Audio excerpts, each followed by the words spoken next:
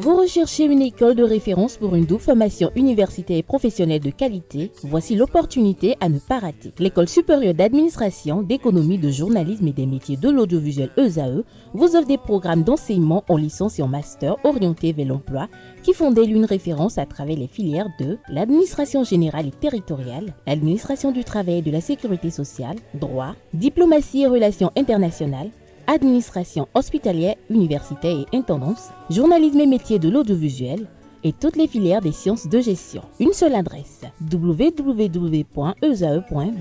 Rendez-vous dès maintenant sur nos campus ESAE Bedjromende au numéro 90 93 65 21 ou au numéro 98 98 14 00. Paracourt sur le numéro 52 46 12 12. Aboumé-Calavi au numéro 52 88 44 44. Akpaka au numéro 52 88 33 33. ESAE, l'excellence a un nom. Le bulletin matinal d'information, c'est avec vous, Dessougo Gbenou, bonjour. Bonjour, Nasser. La part des sports, c'est avec vous, Laïus Adiagono, bonjour à vous également. Oui, bonjour, Nasrin Fatou. Alors, on démarre avec vous, Dessougo Gbenou. Le Conseil des ministres est tenu hier mercredi sous la présidence effective du chef de l'État, chef du gouvernement, Patrice Talon. Oui, à l'issue de ce rendez-vous hebdomadaire, plusieurs décisions ont été prises. Aux mesures individuelles des nominations ont été également prononcées. Suivez le compte rendu avec le secrétaire général du gouvernement et porte-parole du gouvernement.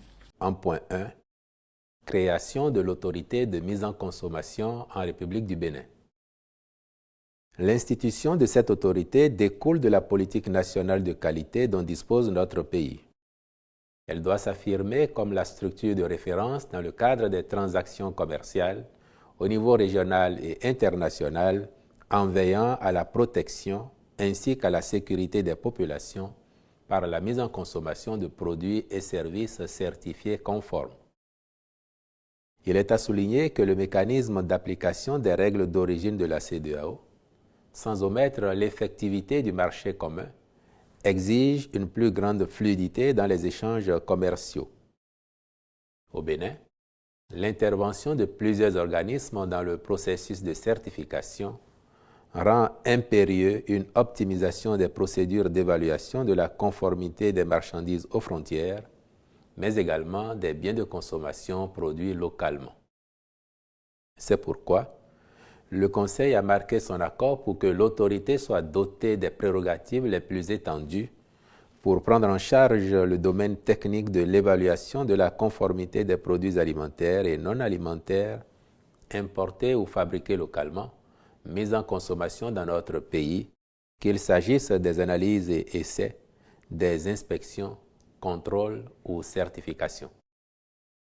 En point 2, mise en place de l'autorité de délivrance des actes relatifs à la nationalité.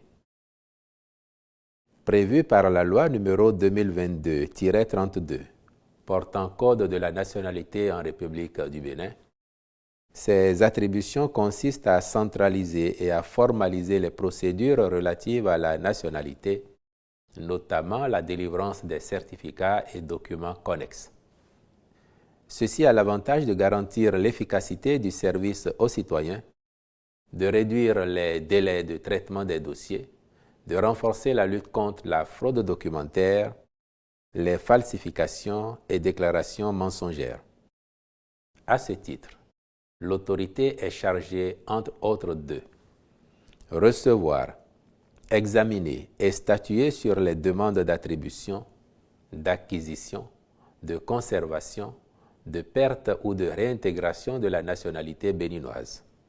Faire diligenter et suivre les enquêtes et actes de vérification prévus par la loi. Délivrer les actes relatifs à la nationalité béninoise et tenir un registre national aux fins de leur conservation. Traiter les recours exercés contre les décisions de refus de délivrance du certificat de nationalité béninoise et centraliser les décisions de justice rendues en cette matière. Vérifier et authentifier les actes de nationalité produits dans les différentes procédures administratives et judiciaires, lutter contre la fraude et les falsifications en matière de nationalité, fournir des avis techniques et faire des recommandations sur les questions liées à la nationalité. Les ministres concernés par son opérationnalisation sont instruits d'en assurer les diligences requises. Comme autre mesure normative, il a été adopté le décret portant transmission à l'Assemblée nationale pour autorisation de ratification de la Convention des Nations unies sur la protection et l'utilisation des cours d'eau transfrontaliers et des lacs internationaux, dite Convention sur l'eau de 1992. Une cérémonie officielle d'adhésion a été faite pour Noël Tchadari à l'Union progressiste Le Renouveau. Quelques mois après son retrait du monde syndical, Noël Tchadari s'est lancé dans un nouveau défi, travailler au cœur du système de la prise de décision. Pour ce faire, il fait adhésion au parti politique Union progressiste Le Renouveau. C'était ce mardi 26 novembre 2024. Retour en image sur la cérémonie officielle d'adhésion. C'est tombé Larios à Diagono pour le compte rendu. Du syndicalisme à la politique, Noël Tchadari, ancien secrétaire général de la Confédération des organisations syndicales indépendantes du Bénin, COSI Bénin, marque le pas. Et pourquoi est-ce que j'ai choisi d'aller à la politique? Parce que je ne pouvais pas rester sans rien faire. Quelque chose me manquait. C'est un peu la lutte, le combat, les défis à relever qui donnent un sens à moi, Noël, qui donnent un sens à mon existence. Et c'est pour ça que je dis, il faut y aller. C'est à l'Union progressiste Le Renouveau que le nouvel acteur politique décide de faire ses armes dans la droite ligne de son engagement citoyen pour l'édification du Bénin. Le choix était tout trouvé. Il n'y avait pas d'autres endroits, d'autres partis politiques qui pouvaient m'accueillir. Sinon, je me réunirais, ce serait un paradoxe qu'un syndicaliste quitte le syndicat et va se mettre dans un parti capitaliste, libéral. Et je sais que je dois venir ici parce que je sais qu'ici, ce qui se passe ici, c'est le combat pour la justice, le combat pour la réduction des inégalités, le combat pour, n'est-ce pas, faire de telle sorte que le peuple y ait un mieux-être pour le peuple. Dans sa toge politique, il va falloir à l'ancien SG de la COSI Bénin s'adapter à de nouvelles réalités. Vous avez l'habitude des applaudissements dans votre position antérieure. Vous avez l'habitude de la posture de la revendication. Vous rentrez pour contribuer dans une posture de la décision à prendre, à faire prendre et à faire mettre en œuvre des choix qui sont difficiles. Vous allez apprendre, chers camarades, à être critiqués. Fini les applaudissements. Vous allez apprendre à être critiqués. Vous allez, dans quelques mois, dans quelques années, vous regarder dans le miroir. Est-ce que j'ai fait le meilleur choix? Pourquoi tant et tant de personnes me détestent à présent? Pourquoi on me critique? Suis-je la même personne? Selon Noël Tchadari, il est bien aguerri pour cette nouvelle vie, car il n'est pas le premier syndicaliste à entamer une carrière politique après des années de lutte pour le mieux-être des travailleurs. Toujours à propos de cette information, quelques citoyens se sont exprimés. Oui, le parti Union progressiste Le Renouveau a donc accueilli un nouveau membre venu du monde syndical. Noël Tchadari, ancien secrétaire général de la Confédération des organisations syndicales indépendantes COSI Bénin, est désormais membre actif de l'UPR.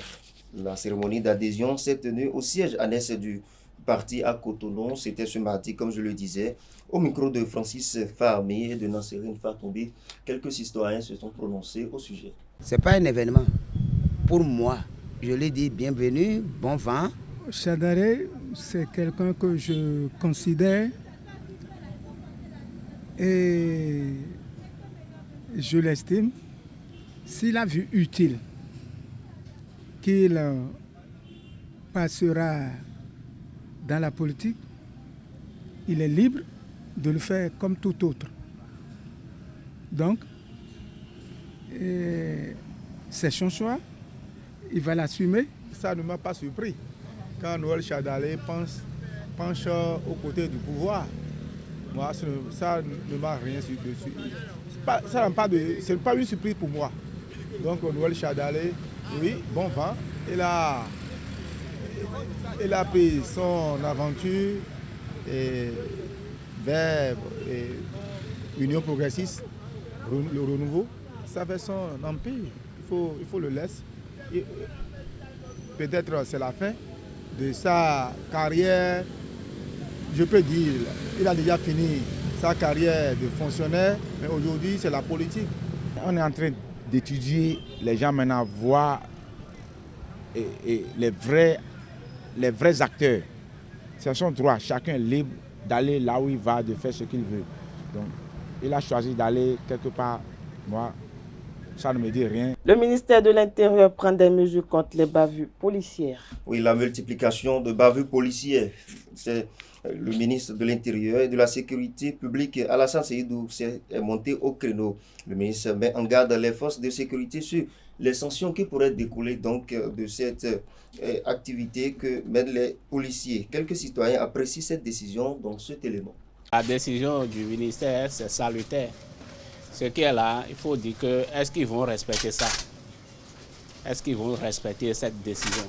Parce qu'aujourd'hui, maintenant, nous on est en train de constater que nos policiers qui sont nos frères, qui viennent dans nos familles, s'ils portent l'habit là, ils deviennent autre chose.